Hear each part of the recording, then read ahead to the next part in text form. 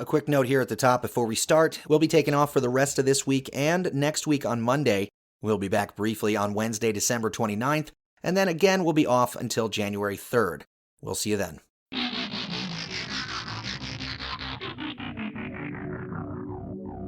Hello and welcome to What the F*** Just Happened Today, your essential guide to the daily shock and awe in national politics. I'm Joe Amditis. Let's get to it.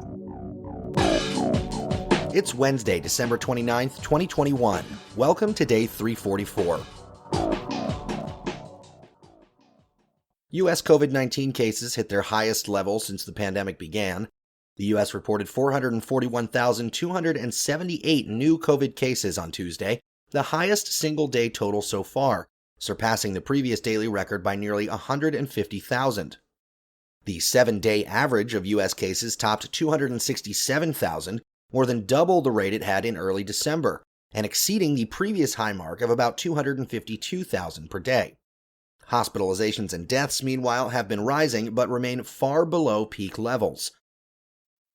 Meanwhile, the CDC defended its decision to shorten the recommended isolation period from 10 to 5 days for asymptomatic individuals who test positive for COVID-19, saying we must adapt as the coronavirus has also, quote, proven its ability to adapt quickly, end quote.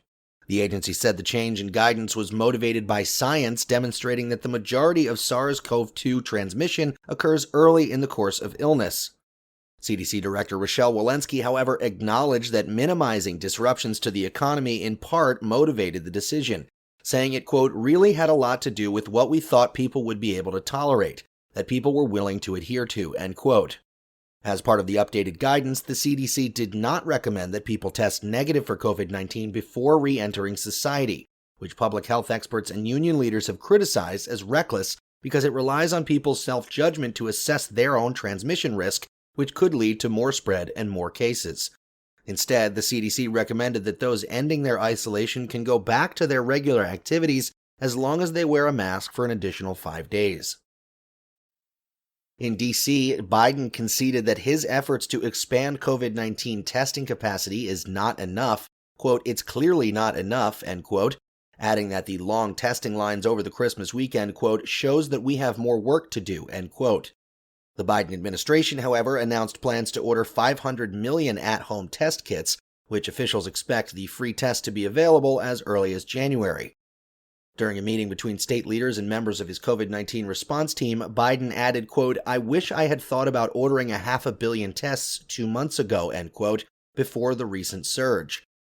The FDA, meanwhile, said preliminary research shows that some rapid antigen tests may be less sensitive when detecting the Omicron variant, meaning it's possible the tests could miss an infection or present what's known as a false negative.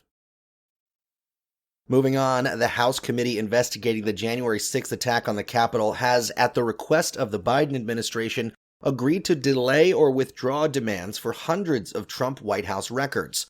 The White House flagged some of the records for potential national security concerns, but the agreement does not prevent the committee from making new requests. The committee does plan to hold public hearings during the new year, followed by the publication of an interim report in the summer and a final report ahead of November's elections. Benny Thompson, the chair of the House Select Committee investigating the Capitol attack, said the panel will also open an inquiry into Trump's phone call seeking to stop Biden's certification from taking place just hours before the insurrection, as well as why it took so long for Trump to call on his supporters to stand down. Thompson said Trump's delayed response to the Capitol attack, which came 187 minutes after he instructed his supporters to march on the Capitol, could be a factor in deciding whether to make a criminal referral to the Department of Justice. Meanwhile, Joe Biden signed a $768 billion annual defense policy bill, which came to $24 billion more than his administration requested. Aside from increasing spending in almost every part of the military, the National Defense Authorization Act contains a 2.7% pay increase for most service members, as well as billions more for weapons procurement than the Pentagon requested, and several changes to the military justice system and how the military handles sexual assault and harassment. And finally, Joe Biden has confirmed more judges to the federal bench in 2021 than any first-year president since Ronald Reagan. The Senate confirmed 40 of Biden's judicial nominees, including 11 appellate picks, 78% of his confirmed judges were women, and 53% were people of color. And in the polls, Business Insider says 52% of Republicans currently disapprove of the job Mitch McConnell is doing as Senate Minority Leader. That's all for now. You can find the links and sources for all of these stories on the main website. And as always, visit whatthefjusthappenedtoday.com for the latest news and headlines. Until next time, I'm Joe Amditas.